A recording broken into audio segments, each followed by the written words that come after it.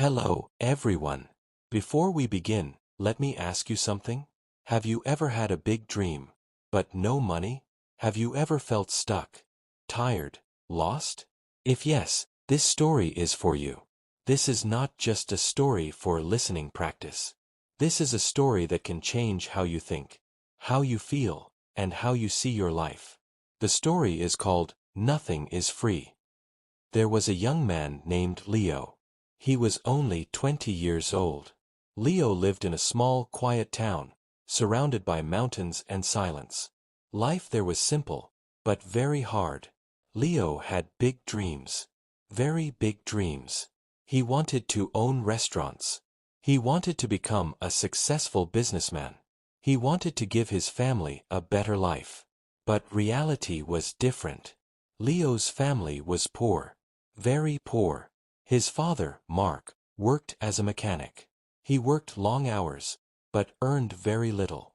His mother, Claire, cleaned houses.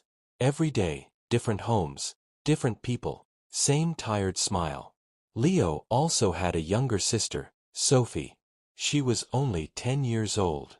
She looked at Leo like a hero. But Leo did not feel like a hero. One cold evening, Leo sat outside his small house. The wind was quiet. The sky was full of stars. He looked up and whispered to himself, "I want to change our life, but how?" His heart felt heavy. Dreams felt far away. The next day, Leo talked to his father. He shared his dreams, slowly, carefully. His father listened. Then he sighed. He looked at Leo and said, "Son, dreams are not free. If you want something in life, you must fight for it. Start with what you have, even if it is small." Those words stayed in Leo's mind. Dreams are not free. That day, Leo started looking around his town. He started noticing small things. People loved fresh bread, but the bakery was very far away. Many people had to travel just to buy bread. Then Leo had an idea. What if I bring bread to the town? What if I sell it here? His heart started beating faster. But then reality hit again.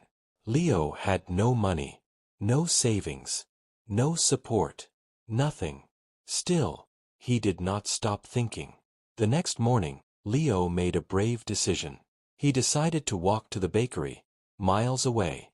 When he reached there, his legs were tired, but his mind was strong.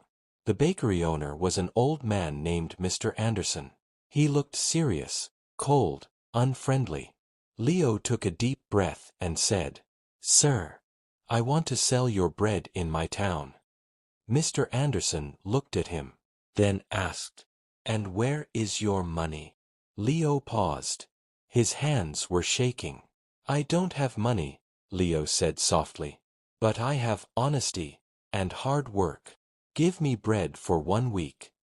I will sell it. I will return your money." The old man stayed silent. Seconds felt like minutes. Finally, Mr. Anderson spoke. "1 week. If you fail, don't come back." Leo's heart filled with hope. This was his first chance, and he knew one thing clearly now. Nothing is free, not even a chance. Leo did not sleep that night. His mind was full of thoughts. What if I fail? What if people don't buy the bread?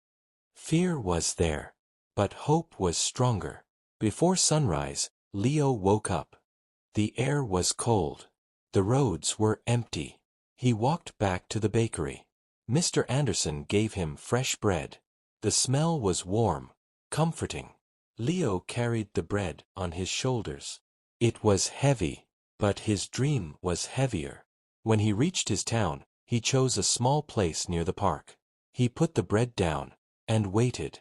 At first, no one stopped. People walked past him.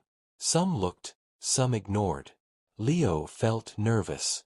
Then he took a deep breath and said, "Fresh bread, warm and delicious." His voice was soft, but honest. Still, no one came. Minutes passed. His hands felt cold. Then Leo had an idea. He cut small pieces of bread and smiled. "Please try, it's free." One person stopped. Then another. Soon, people started buying. By the end of the day, all the bread was gone. Leo looked at the empty basket. His eyes filled with tears. He did it. That evening, Leo walked back to the bakery.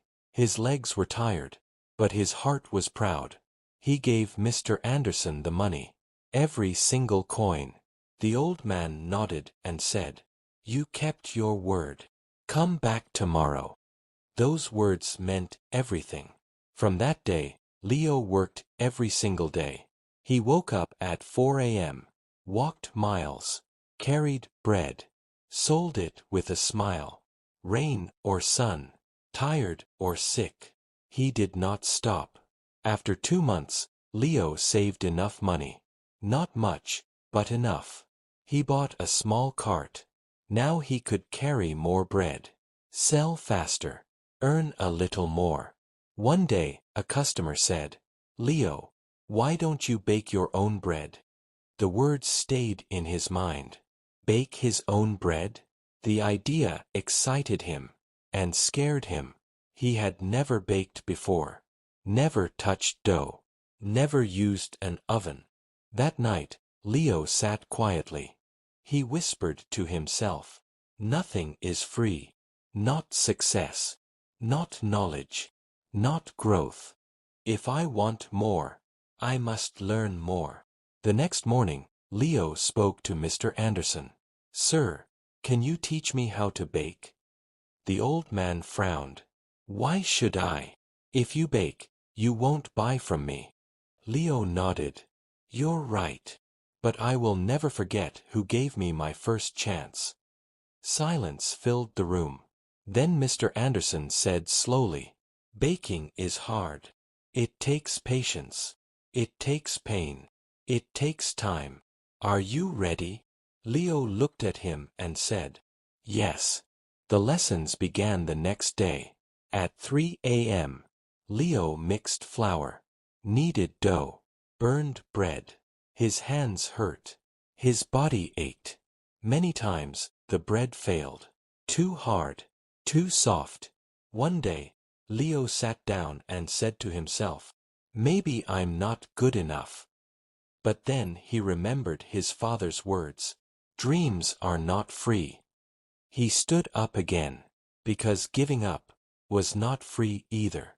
The next morning, Leo returned to the bakery. His hands still hurt. His heart still felt heavy. But something inside him had changed.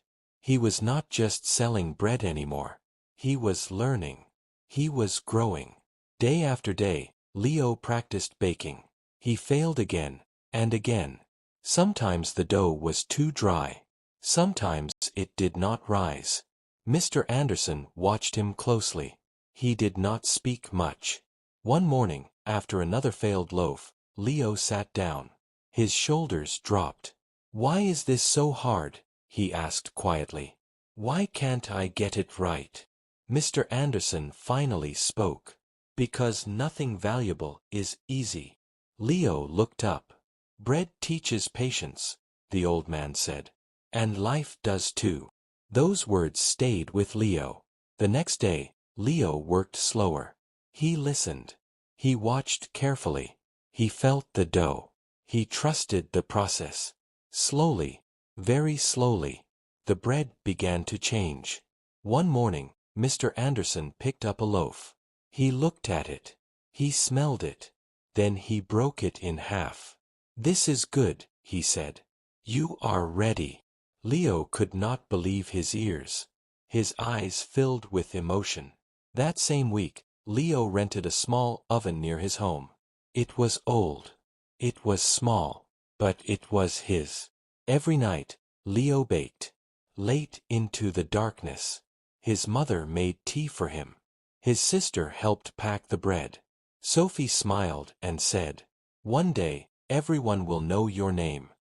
Leo smiled, but stayed quiet. Soon, people noticed something different. The bread was fresher, warmer. Did you bake this? They asked. Leo nodded. Sales increased. Slowly, but surely. Then one day, everything changed. A new bakery opened in town. Bright lights, clean windows, beautiful signs. The owner was a young man named Eric. People were curious. They walked past Leo's cart. Leo watched silently. That night, fear returned. What if I lose everything? What if this is the end? But Leo did not panic. The next day, he asked his customers, "What do you like? What can I do better?" Some said, "His shop looks nice." Others said, "His cakes are beautiful." Leo listened. That night, he made a decision. He painted his cart, added color, added care. He offered free samples. He learned cake decoration by watching videos at the library. His hands shook at first, but he did not stop. Slowly, customers returned. One evening, an old woman said, "I trust you. You never gave up." Those words meant more than money. Months passed. Leo saved enough to rent a small shop. It was not big, but it was warm. He named it Leo's Fresh Bakes. Every morning, before sunrise, Leo opened his door. With tired eyes and a strong heart, he knew now, nothing is free. Not skill, not trust, not success. And he was ready to pay the price.